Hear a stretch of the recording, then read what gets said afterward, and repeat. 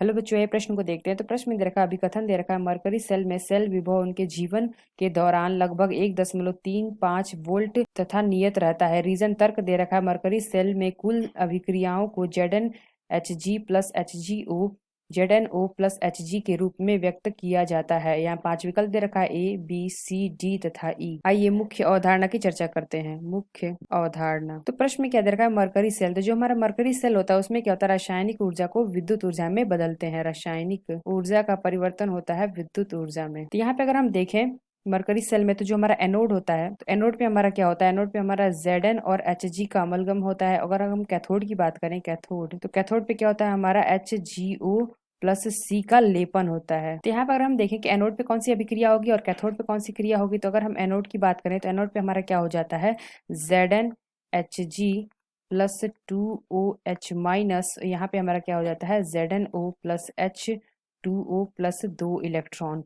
अगर हम कैथोड की बात करें, कैथोड पे हमारी कौन सी क्रिया होगी, तो कैथोड पे हमारा क्या दिखा है, HgO दे रखा है, यानी कि HgO plus H2O plus 2 electron, और ये हमारा बना लेता है क्या, Hg प्लस 2OH माइनस। यानी कि इन दोनों को अगर हम जोड़ देंगे तो पूरा सेल लिखेंगे, यानी कि कुल अभिक्रिया लिखेंगे। तो इन दोनों को जोड़ेंगे तो यहाँ पे क्या होगा, दो इलेक्ट्रॉन हमारे कट जाएंगे। तो यहाँ पे हमें क्या प्राप्त हो जाएगा, यहाँ पे हमें प्राप्त हो जाएगा ZnHg प्लस क्या हो जाएगा हमारा HgO, और यहाँ पे हमें क्या प्राप्त होगा, ZnO प्लस Hg।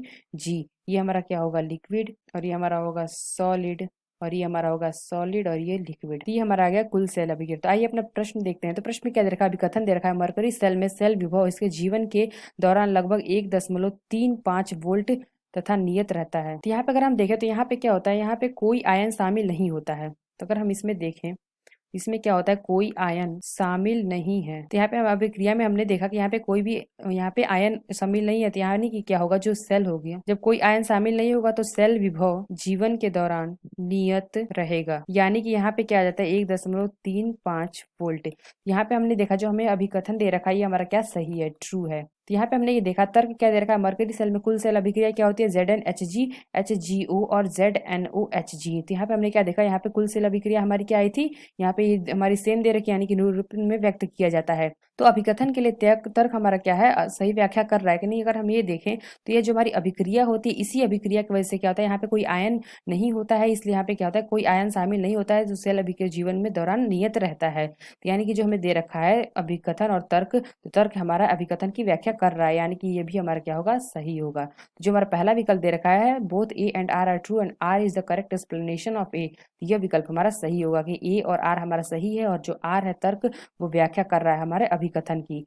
तो आशा करते हैं आपको समझ में आया होगा। धन्यवाद।